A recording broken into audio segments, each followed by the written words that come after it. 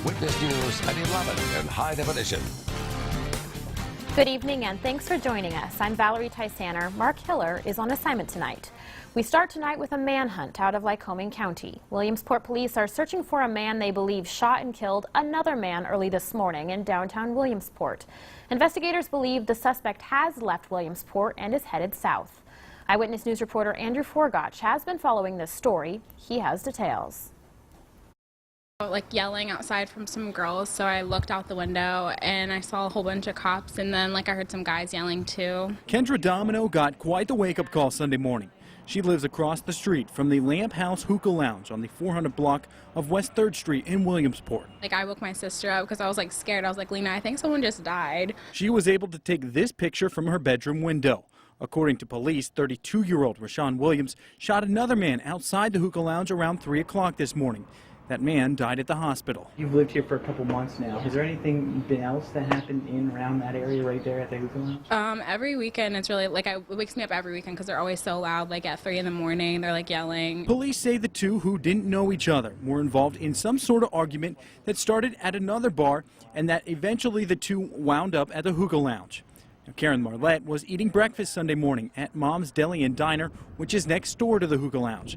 She was shocked to hear about the shooting. Mom, actually the cook and owner, she came out and said that someone had been shot right out front last night, and I was really surprised. As for Domino, she seems unfazed that a homicide happened just feet from her bedroom.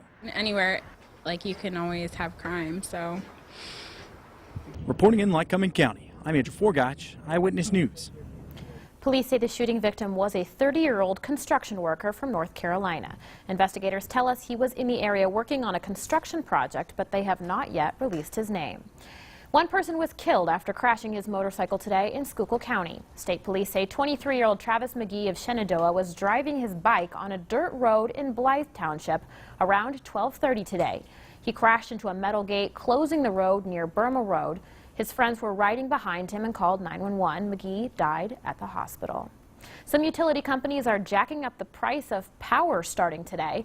Supplier PP&L is increasing the cost of electricity by 3.2%.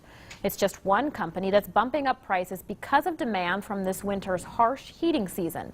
Natural gas companies are also charging more. UGI officials say customers' bills will increase by about 5.7%. And the Pennsylvania Public Utility Commission says it can take between 11 and 40 days to switch energy suppliers.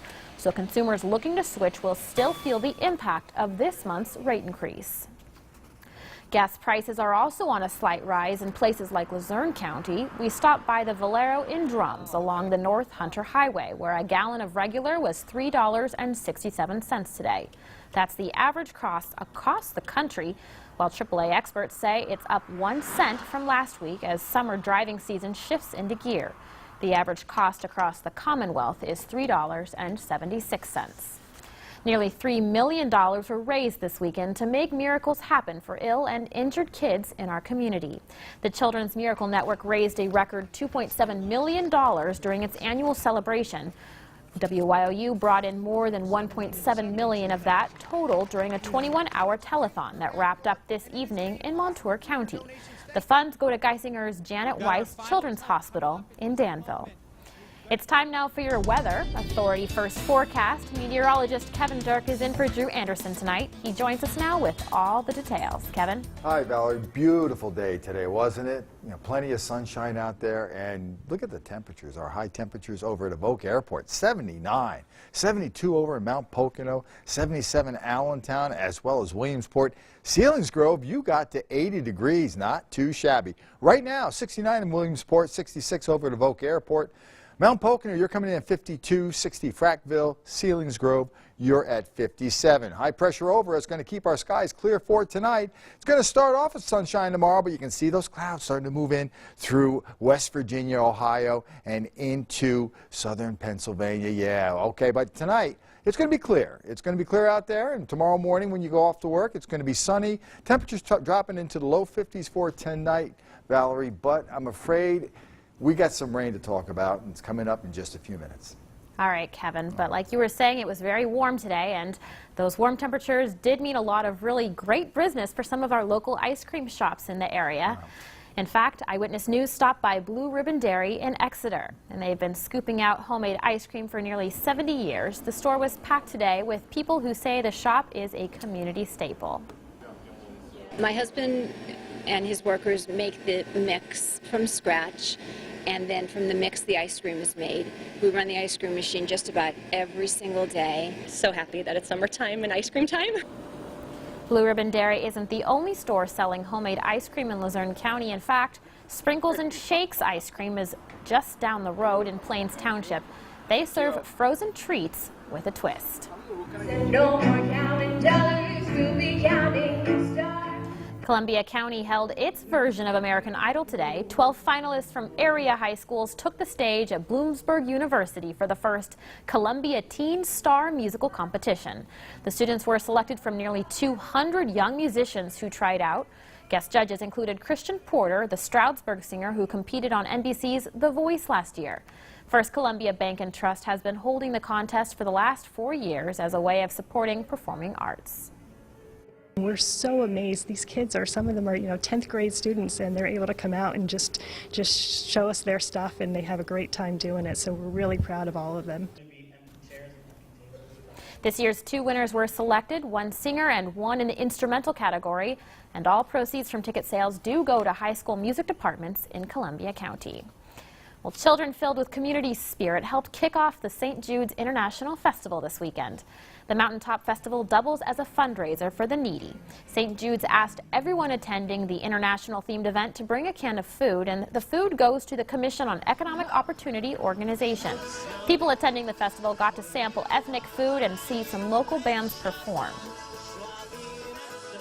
Tremendous turnout this weekend. We had a lot of people here. We're having a hard time keeping up with demand last night, but there was just a lot of enthusiasm for summer to finally be here. All proceeds will help St. Jude's build a new church, and officials say the parish has outgrown their current building. Some people spent their afternoon outdoors at the Antique Automobile Club's annual car show today. It was held for the first time in 44, and hundreds came out to check out the new location. And a lot of people say they were impressed with the quality and variety of the cars being shown.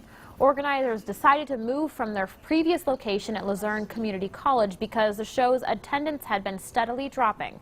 The venue change worked, and attendance tripled from last year.